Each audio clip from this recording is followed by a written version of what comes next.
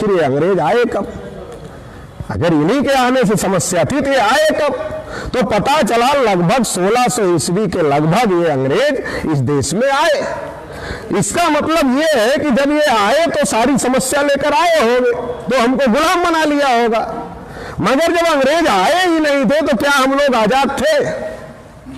क्या हमारे लोगों को पढ़ने लिखने का अधिकार था, धन संपत्ति रखने का अधिकार था, बोलने सुनने का अधिकार था, कुर्सी पर बैठने का अधिकार था? जब इस बात के बारे में पढ़ा गया तो ये पता चला तो बड़ा ही खतरनाक मामला, बीमारी तो बड़ी पुरानी लग रही है।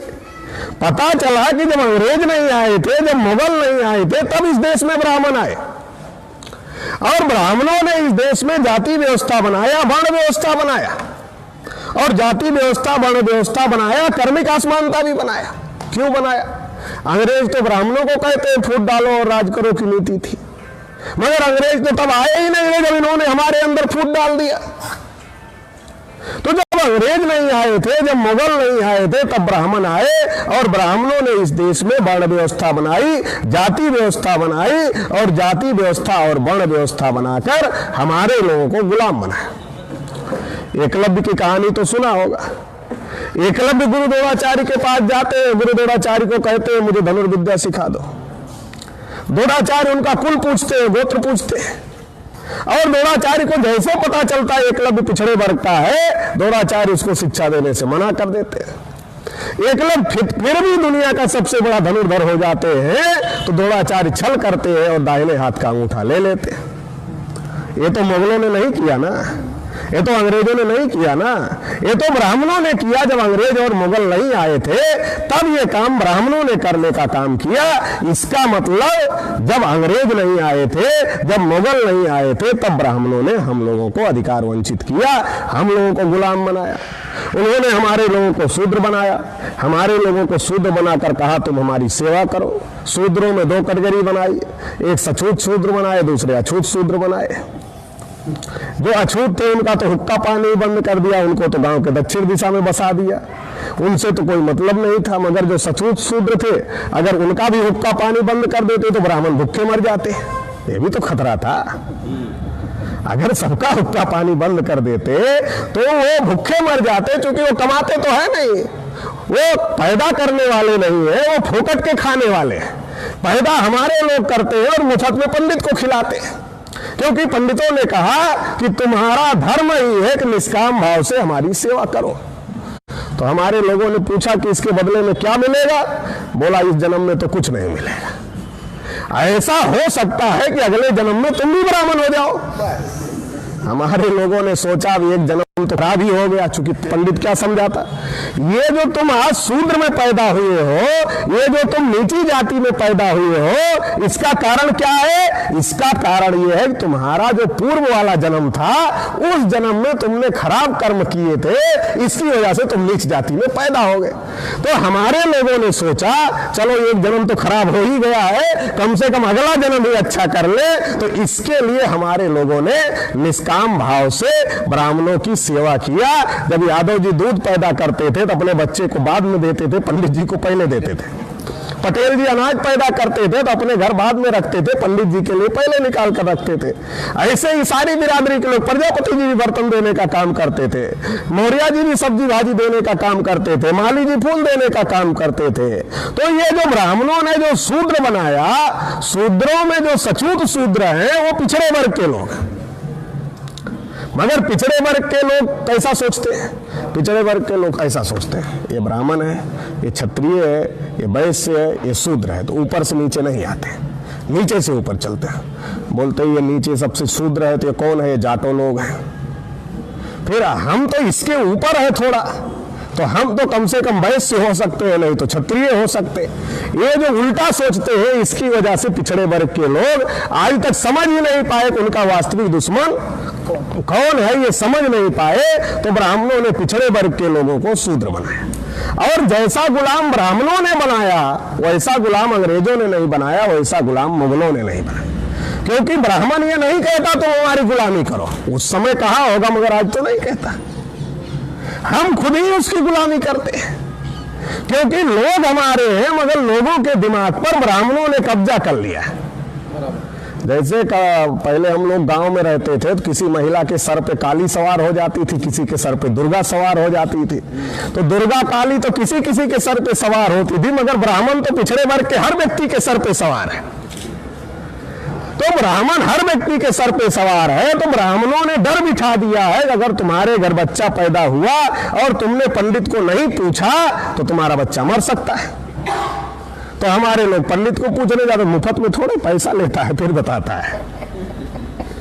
बच्चे को पढ़ा लिखा कर डॉक्टर बना दिया, मगर फिर भी उसकी शादी की तारीख अगर तय करना है वो डॉक्टर नहीं तय कर सकता, अनपढ़ पंडित तय करेगा। इतना डर बिठा के रखा हो। उसकी शादी भी कराना हुआ, लड़का भी एमबीबीएस डॉक्टर, लड़की भी एमबीबीएस डॉक्टर, मगर शादी तो अनपढ़ पंडित ही कराएगा। और अगर हमारा आदमी मर जाए, बोलते तुम्हारे पिताजी मर गए, बोला मर गए। मर गए, आत्मा ऊपर भटक रही है, अभी शांत नहीं हुई है।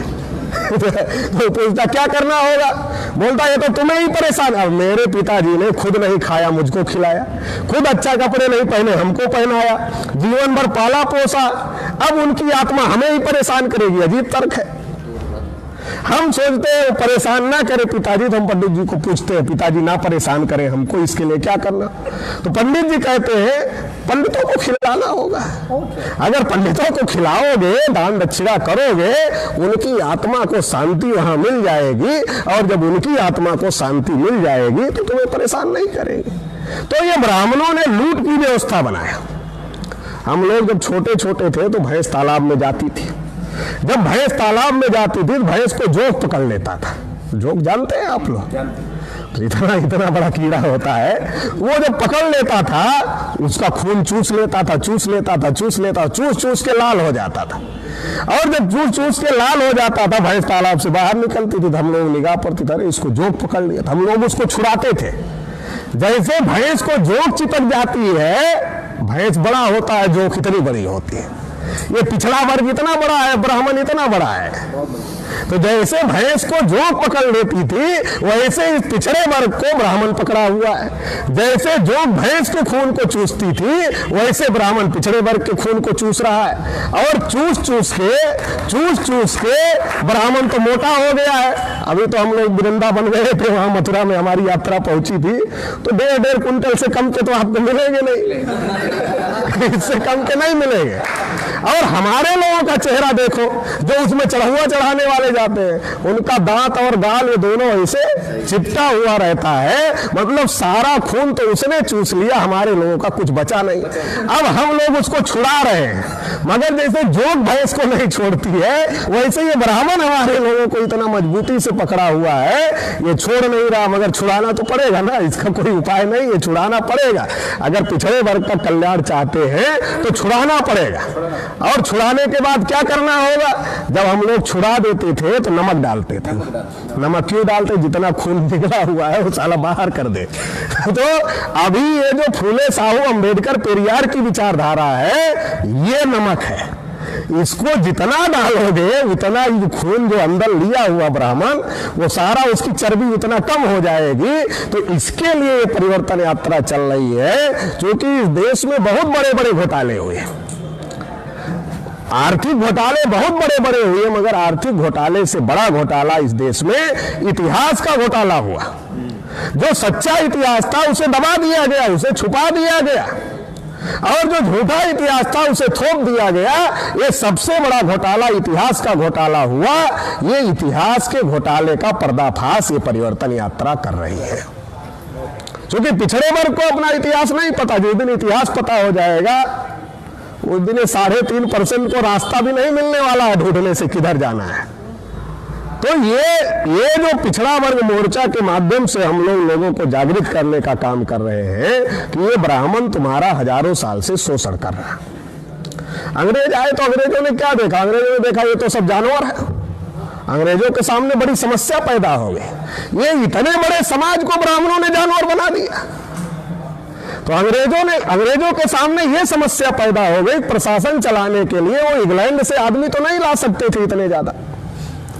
उन्होंने सोचा कि ये तो जानवर है, ये तो चलाने लायक नहीं है।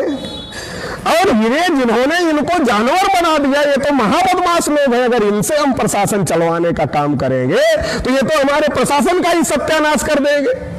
एक है जो चलाने लायक नहीं है, दूसरे महाबदमाश लोग हैं जो इतने बड़े समाज को जानवर बनाकर रखा है। इसलिए अंग्रेजों ने सोचा अगर इन्हीं लोगों को पढ़ा लिखा लिया जाए तो इन्हीं लोगों को पढ़ाने लिखाने से, इनसे अगर प्रशासन चलवाने का काम किया जाए तो ये ईमानदारी से हमारा प्रशासन चलाने का काम करेंगे। इसकी वजह से अंग्रेजों ने इस देश में आईपीसी लागू किया और हमारे लोगों को पढ़ने लिखने का अधिकार बहाल किया, सभी प्रकार के अधिकार बहाल किए। इसकी वजह से ज्योतिबा फूले पढ़े, मगर ज्योतिबा फूले का इतिहास पता ही नहीं। मैं ये घोटाला क्यों कह रहा हूं? क्योंकि ब्राह्मण इस बात से बहुत डरा हुआ है कि फूले साहू अम्बेडकरी विचारधारा जिस दिन पिछड़े वर्ग में पहुंच गई, उस दिन ब्राह्मण इस देश पर राज नहीं कर